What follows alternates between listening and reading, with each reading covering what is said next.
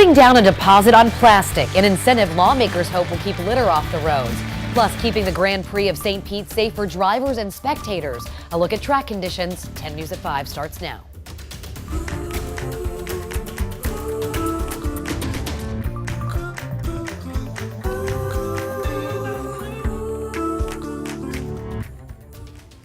It is the weekend that race fans have been waiting for. Finally, the Firestone Grand Prix of St. Pete is here. The track is ready, the racers are practicing, and families cannot wait to enjoy a weekend of festivities. But before it all starts, we need to check in with Bobby to see what the weather is going to be like. Great news. I can't remember, 4, 5, 6 years ago, it was rained out on a Sunday. No issues all the way through the weekend. That's a live shot out there right now. Grandstands have emptied from some of the qualifying that they're doing out there today. A little bit of a breeze, but plenty of sunshine. Mid 70s right now. Dew points are still relatively low in low 50s, so today was such a comfortable day. So what are we heading for tonight and through the weekend? Well, just some high clouds. There are some isolated showers over South Florida. I think a 10% rain chance or less. And in fact, in St. Pete, it's less than 10%. So I say we stay dry all the way through the weekend. Tonight, if you are headed out, we fall down through the 60s. Low 60s first thing tomorrow morning. And then for Saturday events out there at the Grand Prix, about 78 degrees. Now, many areas will be in the low 80s away from the water, but because it's right there on the bay, it will keep us slightly cooler, but it's going to be nice. Sunshine all the way through. We'll add just a couple clouds in the afternoon and a high of about 78 degrees. Don't forget the sunscreen. You'll need that all weekend long. Some of the first races are underway at the Grand Prix of St. Petersburg. Anywhere near downtown, and you can hear the roar of engines. The races, thrilling, but they're potentially dangerous as well.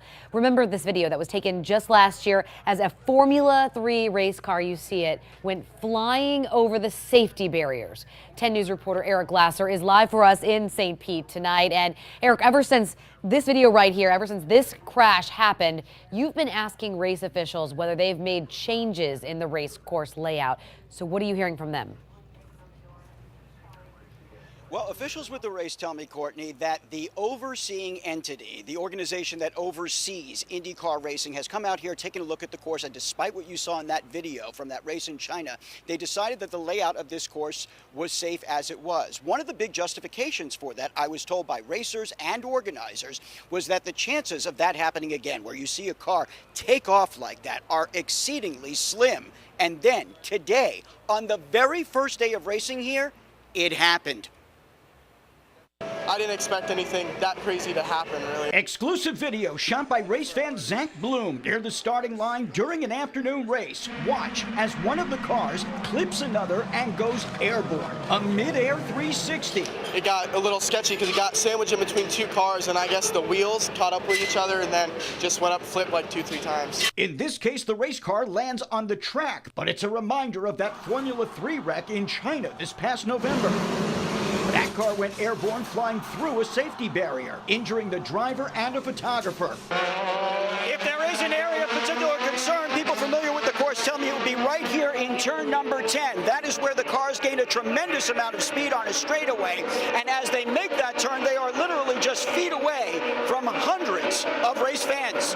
Minutes after the first wreck, our camera caught this one spinning into turn 10, slamming into a tire pile.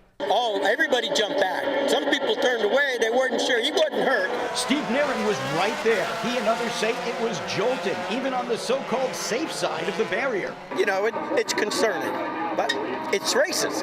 It's like any other sport. There are consequences. Yeah, it's pretty scary. It is. I mean, but those are the chances you take when you're watching this. They come to our race venues. For months, we've been asking race organizers if they'd consider altering the course layout. But Kim Green, who operates the St. Pete race, said the International Motorsport Federation had not mandated any changes. We have licenses with the FIA for our events, based on the racetrack's build, based under their guidance. Racers and even St. Pete Mayor Rick Kreisman say they have faith in event organizers and their commitment to safety. That's the number one thing that they look at, actually, is this course set up that it's safe for the spectators and safe for the drivers. Whether it's the stands where they are, the positions, the runoffs for the cars, to the fencing. So it's definitely something that we're always trying to, improve and make better.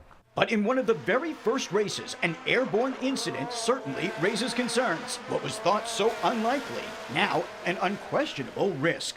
You know, anything's possible with cars at this high speed, but they do a very good job protecting us.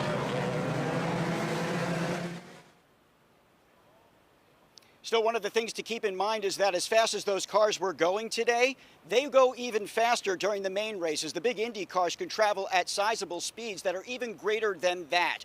Fortunately, no major injuries reported with today's accident, but no word yet and no comment from race officials. And if you plan on going, we do have everything that you need to know. It's up on our website, WTSP.com. It's the big story on there right now.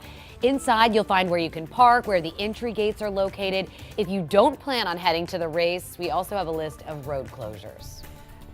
We have a 10 News alert to tell you about right now. We have just learned that Empire actor Jussie Smollett has been indicted on 16 felony charges.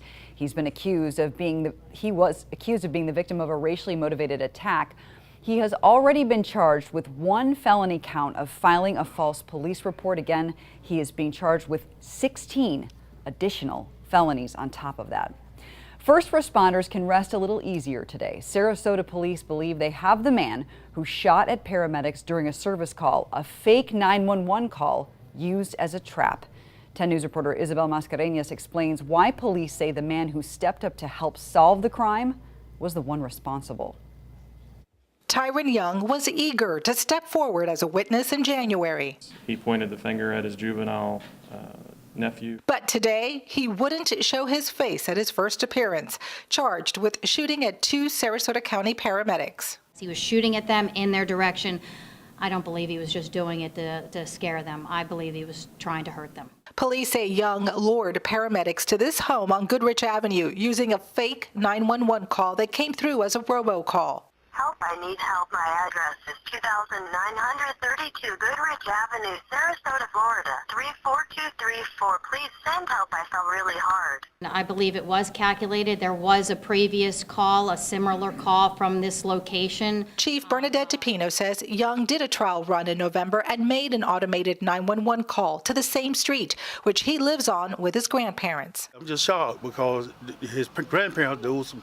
It's a nice family. This is a quiet neighborhood. While no one knows his motive, police say the 5-time convicted felon tried using the shooting to his benefit. He was willing to come forward and give states evidence in exchange for a reduction in his current charges that he had against him, so he wouldn't have to spend as much time in jail. But police say he knew too much for a witness. According to the police report, Young consented to a search. In his bedroom, police say they found a bullet that matches the bullets used in the shooting. You just understand that not everybody's a good person, and thank goodness we got this one off the street. And the fire chief says they have made changes to their safety procedures, and in some cases, police will actually escort paramedics and firefighters on their calls. A 26-year-old man was found dead at a Sarasota home, and deputies say they're still trying to figure out what exactly happened here. The sheriff's office says that it received a phone call at about 9 this morning about a shooting, but detectives say they don't believe the man was shot, and they believe there is more to this story. They are working to figure it out right now. If you know anything, please call the sheriff's office. If you grew up outside of Florida, you might remember collecting a deposit for returning empty soda cans or beer bottles. You might get a nickel or a dime for each one of those.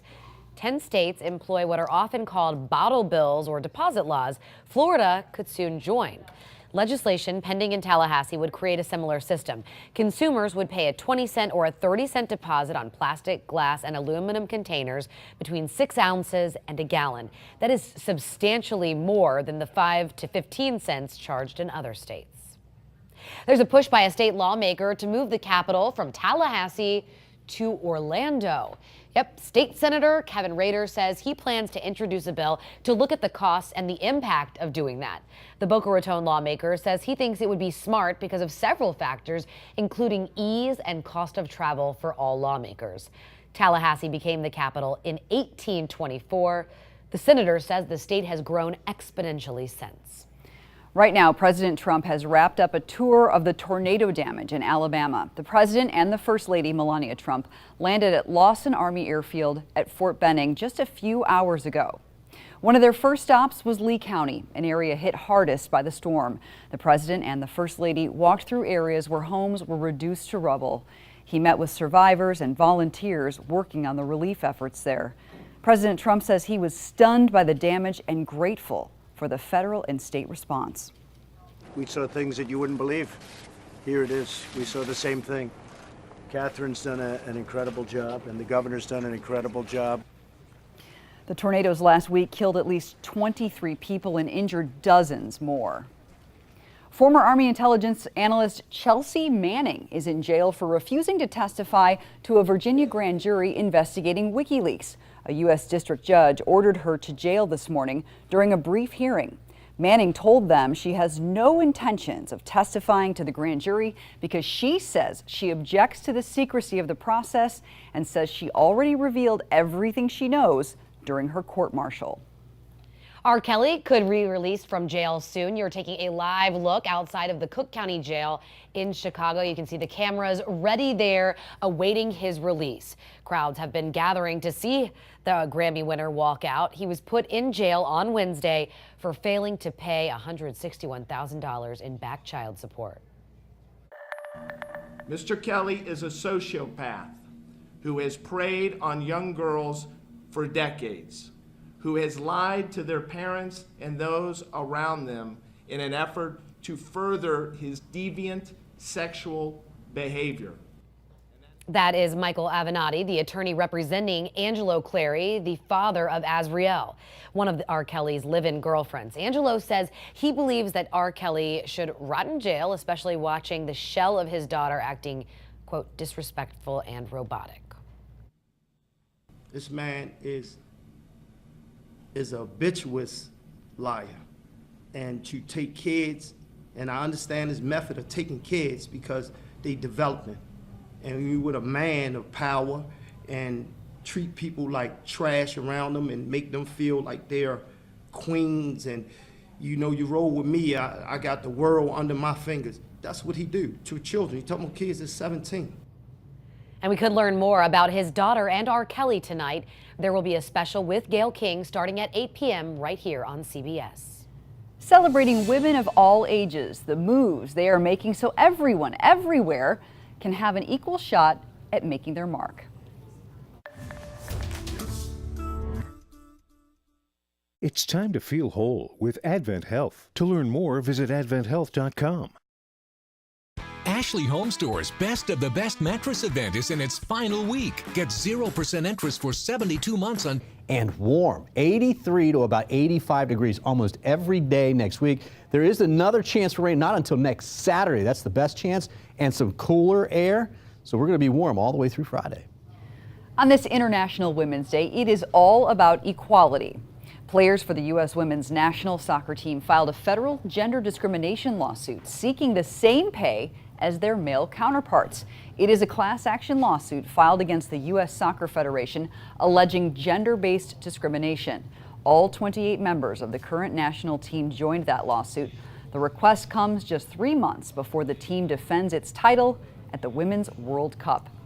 And we continue to celebrate women and the contributions that women all around the world are making to society. And some of those contributions come from unexpected sources. Like a 9-year-old girl who wrote a letter to NBA superstar Steph Curry. She wanted to know why his shoe line wasn't sold to girls in the girls section of the Under Armour website. Well, now she is getting a chance to meet Curry in person. CBS's Dana Jacobson was there for their meet and greet. No fractions this week? Nope. 9-year-old Riley Morrison is like most fourth graders. Lots of homework. Excuse me, man. Chores around the house. Yay. And her favorite pastime? Basketball. But last November, Riley's life changed forever when she noticed basketball shoes designed by her favorite NBA player, Steph Curry, apparently weren't available in girls' sizes. I was thinking, like, this isn't fair. So she wrote a letter to Steph Curry.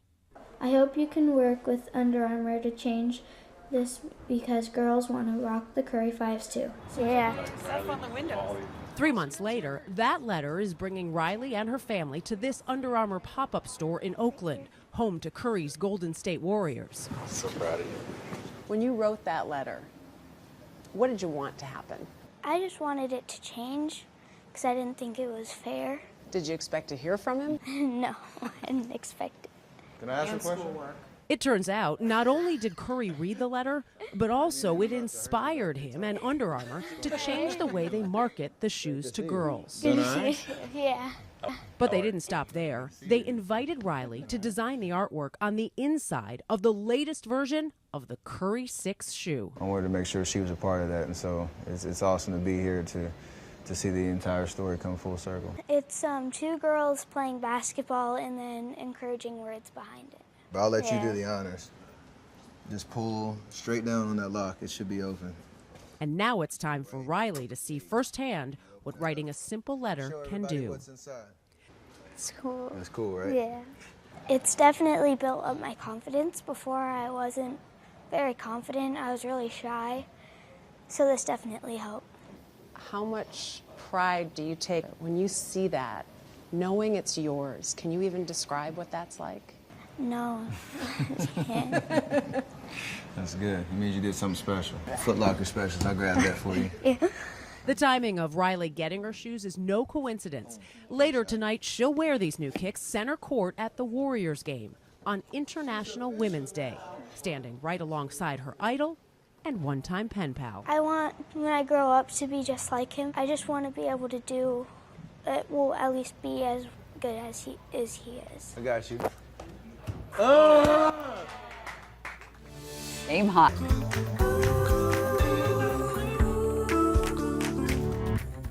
One of the most recognizable toys ever is celebrating a major birthday. Barbie turns 60 this weekend. She's looking pretty good. Yeah, I was going to say, she doesn't look anything like 60. She's great. Kenneth Craig has a look back at what is next for this iconic doll. Barbie, you're beautiful. The first Barbie debuted in 1959 and over the decades became one of the most popular toys of all time. We're into Barbie! Now the doll icon is celebrating her 60th birthday. It's extraordinarily significant. Kim Colmoni is head of design for Barbie. Fundamentally, how children play with Barbie and engage, that's the key to it. So wherever we go as human beings in the world, that's where Barbie will be. And through all of her changes, she's remained a favorite for kids around the globe. Kenneth Craig, CBS News, New York. And also teaching young girls that they can dream big, too. That's right. She does it all. She does. Barbie's official name, by the way, is Barbara Millicent Roberts. We learn something new every day. Not Katie McCall, surprisingly. She was my favorite, I'm just going to say. Hallmark is expected to make a return to St. Pete. Just weeks after it wrapped Garden Party, there is now a plan to film 6 to 8 more movies all over Tampa Bay during the next year. Reasons include the friendly people, our great weather, location, and incentives. Start your engines and get ready to race to Sundial St. Pete for Fast Friday. Check engine light on? Get it checked for free. From Olympic swimmer to astronaut. What do you see for the next 5 years, 10 years and beyond when it comes to Barbie and how she's going to continue to evolve? As culture evolves, Barbie will evolve.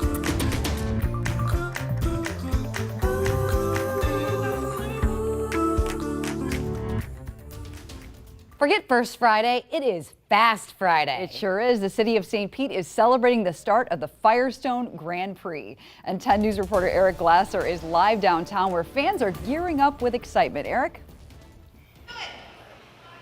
Well, you guys nailed it, right? Instead of First Friday, it is Fast Friday. And it's getting underway right now. The music is starting. There's going to be a lot to do out here in St. Pete tonight as people celebrate the Grand Prix coming to town and the race is getting fired up. Becca Kepta, you are here to talk to me a little bit about this as one of the organizers. How are you doing tonight? I'm great. How are you? You guys have a great event going on tonight. Tell people a little bit about it. What's going on out here? I can see already we've got one of the Indy cars. Yes, so we have an Indy car right from the Firestone Grand Prix of St. Pete here. So you can come take your picture with it. It's going to be here all night. We also have live music going on in the courtyard from Ari and the Alibis. So we'll be here performing until 8 p.m.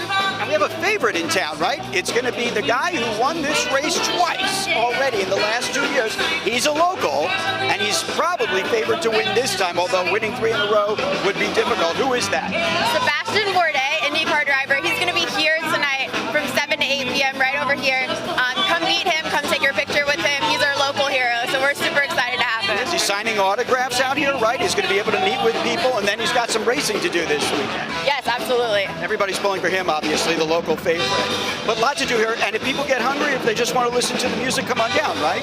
Yep, all of our restaurants are open, all of our shops are open. Locale actually has a Fast Friday event going on right now, so make sure to check them out. And yeah, it's just going to be a fun night. Am I allowed to take a spin in the Indy car? I don't know about that. I'm going to talk about this. We'll try and work it out. Anyway, if you can't, come on down again. Not First Friday, Fast Friday, but it's a good time. The band just fired up. Plenty to eat, plenty to do. By the way, in about 30 minutes, the 5K gets underway. I'm going to be there. I'll bring you a live report from there as well, guys.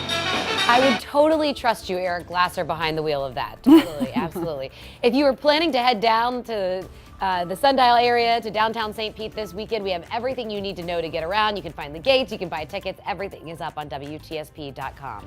SpaceX has taken a gigantic step in space exploration with the successful splashdown of its Dragon crew capsule. Ian Lee shows you the mission and what's next. The next chapter of spaceflight splashed down in the Atlantic Ocean, with SpaceX's Dragon capsule returning to Earth after a successful 5-day mission. This was the dawn of a new era in American human spaceflight. The spacecraft launched on March 2nd, carrying 400 pounds of equipment to the International Space Station. Also on board, Ripley, a dummy crammed with sensors to test the stresses on human passengers. Space station astronauts tested air quality and checked the capsule before its return trip home. Veteran astronaut Bob Behnken will pilot the first manned mission. Just super excited. You know, of course, this one is the precursor for our mission that's upcoming here. NASA closely scrutinized each step of the journey, especially re-entry, as the spacecraft turned into a fireball streaking across the sky at hypersonic speeds, and the deployment of a canopy of parachutes. When you kind of look overall at this mission, it was a great dress rehearsal for Demo 2. If all goes well, the Dragon capsule will carry its first human passengers into orbit this summer. Replace Russia's Soyuz rockets. Currently, the only ride available into space is the Russians. The space agency awarded $6.8 billion to SpaceX and Boeing. They not only promise cheaper rides, but also manned flights back to U.S. soil. A rare earthquake hit the Florida Panhandle late last night. It didn't pack much of a punch. The 2.6 magnitude quake happened just before midnight. It was centered 6 miles east of Century, which is in Escambia County. As you can see, it's not far from the Alabama border. Earthquakes in Florida are rare because the state's not located near tectonic plates. The last earthquake was a 3.7 magnitude quake, and that was off the coast of Daytona Beach in July of 2016. That reading was actually triggered by a man-made explosion to test the seaworthiness of a new Navy vessel. The search continues in Manatee County for a missing teenager who authorities say is in danger. Sheriff's deputies believe 16-year-old Summer Williams may be with her mother, Amanda Jones. You can see Summer's picture and Amanda's picture here on your screen. They say Williams is the subject of an ongoing Child Protective Services investigation. They were in Bradenton. They're from Indiana. Authorities believe they're still here. And if you have any information, you are urged to call Manatee County Sheriff's Office. We have that number up on our website as well, WTSP.com. 10 News continues to keep our eye on politics for you. A manual recount is now underway for the Tampa City Council District 1 race. This comes after a machine recount of all the ballots was determined too close by Tampa's canvassing board. State law mandates an automatic manual recount if a machine recount results in a margin that's 0.25% or less. Joe Citro was the front runner for District 1. The machine was also used to recount votes in District 3. So far, we do not know the results. We learned which candidates were ready to lead on day one, which candidates have realistic visions for the future of our city, and which candidates understand the issues and challenges facing us. She's the only candidate in this race who has demonstrated a depth of knowledge about the issues and a curiosity to learn about new ideas. Standing at the Port Tampa Library, City Council member and former candidate Harry Cohen says he is all in for Jane Castor, his former opponent in the race for mayor. Castor fell just short of the majority that she would have needed to win the mayoral race outright on Tuesday. She is now headed to a runoff election against David Straz, and that will happen next month. Argosy University will close its doors today, leaving hundreds of students in Tampa and across the country trying to figure out what to do. The university is trying to work with other schools to see if students can transfer their credits to another college. Earlier this week, the U.S. Department of Education kicked the university out of the federal financial aid program after months of alleged financial mismanagement. Also closing tomorrow, Ferg's Live Tampa is shutting its doors at the location right across from Amalie. It's to make way for a high-rise. The sports bar and music venue's location was never meant to be permanent. The owner signed the lease in 2015, and they knew it was for 4 years and that the land would eventually be developed. Progress, progress. Thousands of students had fun with some hands-on learning at MacDill Air Force Base for STEAM Day. The annual event offers more than 60 interactive exhibits from MacDill service members, local schools, and more. 2,300 students, grades 6 to 12, were able to see firsthand how science, technology, engineering, arts, and math are used across career fields in today's military.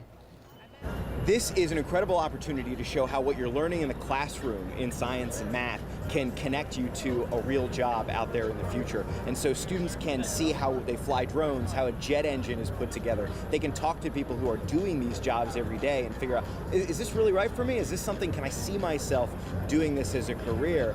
And that connection is so powerful for kids. Students also had the chance to meet some players from Tampa's own Buccaneers, Rays, and Lightning teams.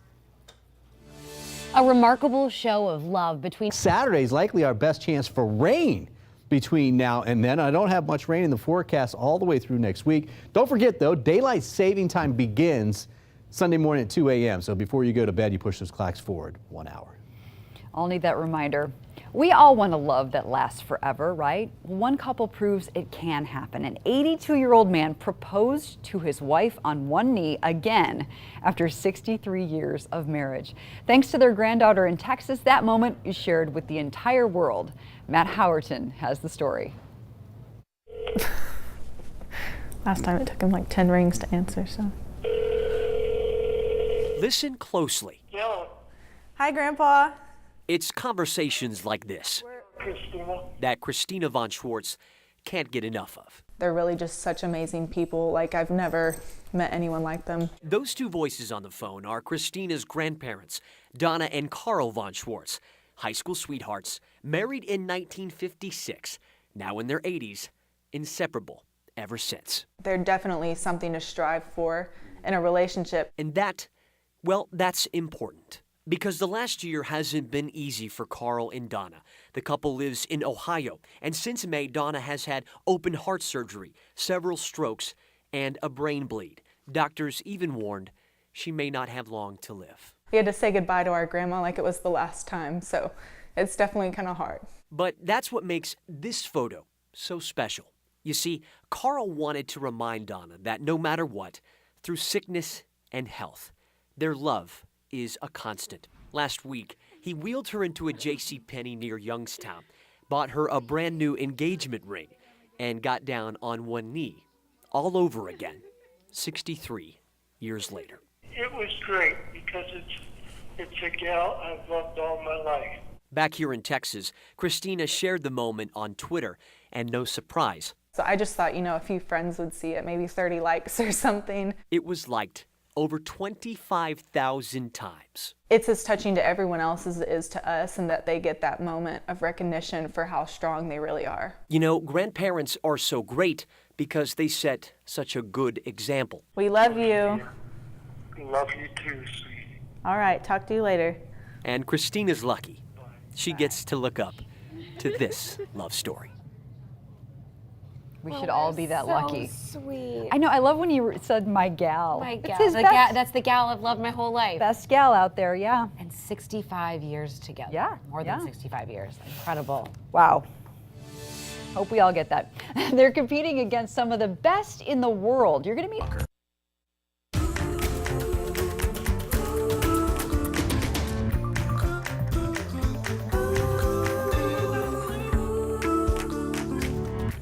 It is an exciting time for some high school and college students in Manatee County. They won a national championship for their innovation and engineering of a real Formula One style racing team. Yeah, How so cool not, is that? Not only did they, market and fundraise and do all the other things that you have to do, just like the professionals do, but they also work together to make a car that can reach speeds up to 85 miles per hour. 10 News reporter Bobby Lewis is on the road in Palmetto as the students are getting ready for a global competition later this year in Abu Dhabi. Good luck, guys. They are so cute. They are cute. Just adorable. The competition is called F1 in Schools. More than 20 million kids have participated in the Global Design Challenge since 2004. And this team expects that the World Championship will be in November in Abu Dhabi. If you've been anywhere near downtown St. Pete over the last couple of days, you have heard the buzz of those Indy cars gearing up for their Firestone Grand Prix. We are live with some of the racing weekend festivities.